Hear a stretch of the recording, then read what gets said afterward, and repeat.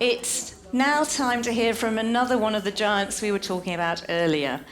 It's my great pleasure to introduce Tess Longfield, Head of Sustainability of Communications at Sabre. Tess was formerly Chief Marketing Officer at Travelist and has held sustainability consulting roles with USAID, capacity building roles with the Jordan Tourist Board, directorial roles in communications agencies in Jordan and London, as well as 7 years' experience at Visit Britain. Tess.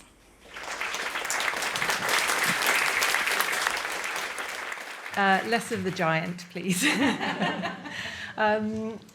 Well, thank you so much. It's fantastic to be here with you all today in still quite a packed room, so thanks for staying till the end of the day. And I know that lots of people are very excited to hear about the awards, and it's a real privilege for us at Sabre to be helping to make these awards happen. After all, this is the 20th anniversary of the awards, and that is really fantastic. So for those of you that don't know Sabre, we are a software and technology company that powers the global travel industry. And what does that mean? Well, we have 400 airline customers, around 2 million lodging or accommodation options in our channels, and we're serving around 400,000 travel agencies in 160 countries. So really, with that network, we feel that we're connecting people and places every second of the day, and we have a real responsibility to keep places and communities thriving for future generations. How are we doing this? Well, our new Travel Positive strategy is our framework for helping to create a more sustainable future for the travel industry and the communities it serves. It guides our ambitions and how we do business. It means continually considering our impact on the environment, society, and the world of travel. So our mission is to enable responsible travel choices for all while driving global movement towards sustainable travel, and it's underpinned by 3 pillars. These will be familiar to some of you. We're not reinventing the wheel here, but they are people, planet, and prosperity.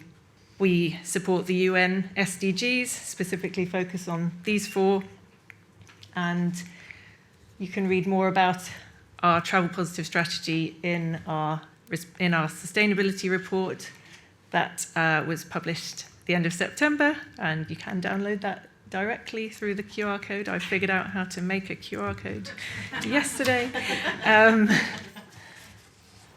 but I can share the link as well. So what does Travel Positive look like when it's translated into action? I think that's what Harold always says. Sustainability is great, but what about the action? So this is just a snapshot of some of the measurable goals that we're setting, and in people, under our people pillar, we're rolling out mandatory sustainability training for all of our employees in 2025.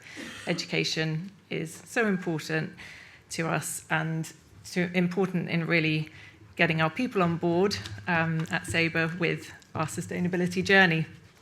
We'll also be building on and increasing the uptake of our 4 volunteering days that paid volunteering days that we are allowed every year, and making it easier for people to do that.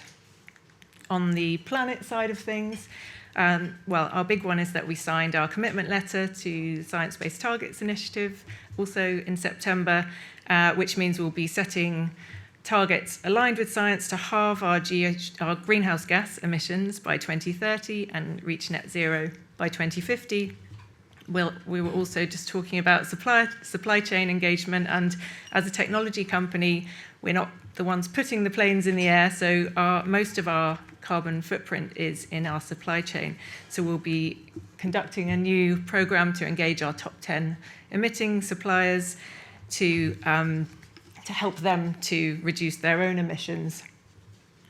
And then on prosperity, which is our sort of innovation pillar, we are looking at really driving that innovation in our technology and embedding sustainability right throughout our product life cycle, and as well as that really important collaboration. So we were really proud to have joined the Travelist Coalition in earlier this year, and we've integrated the travel impact model into our point of sales tool, so connecting sustainability information to people when they're looking and booking.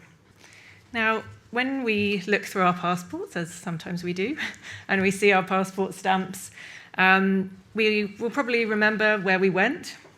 We'll remember maybe how long it took us to get there, hopefully the hotel or accommodation we stayed at, and definitely the people that we met and the stories from those trips. But how many of us really remember the carbon footprint of our trip? Probably very few. Now, the industry has made great strides here. So we've been now agreeing on a unified approach to calculating CO2 emissions from flights and presenting this to travellers in the places that they are looking and booking. This is enabling those better choices, helping people to find lower emitting flights when they're travelling. And we're now bringing this to people in the places that they're looking and booking, and through the Travellist Coalition, which Saber's part of, this information has now been scaled to 65 billion searches. So if we're thinking about the scale of this, technology is really connecting this information to people and making it meaningful to travellers. We're also using technology to showcase some community tourism initiatives and experiences through our hotel technology. That's really connecting travellers with real experiences and using AI and machine learning to achieve that real hyper-personalization, so that street art tour, that Moroccan cookery class, it really helps we can really put that information in front of people when they're booking hotels or even when they're already at the property, which, as we've heard about before, is that win-win for travellers and for communities. So that's an example of how technology can scale responsible tourism. And then I was thinking about earlier and thinking about how we need these really diverse and different perspectives. And I was at a talk in Seville the other week from the French Space Agency, Professor Laurence Monnoyer, and she was talking about how 26 of the 50 essential climate variables that the IPCC look at can only be observed from space. This is a picture of the Alps, and they're mapping the reduction of the snow across the Alps. She was saying no more skiing in 2050. That's it. They're able to, through this imaging, show us the rapidly changing coastlines, the rising ocean temperatures, mapping heat spots in cities, and literally the snow melting away in the Alps. So we need the perspectives of scientists, of course, and as well as big companies. And I think that companies do need to be big companies like us and others in the room do need to be part of the conversation. One of the things we were talking about this morning at the roundtable was about change agents and change makers for sustainability.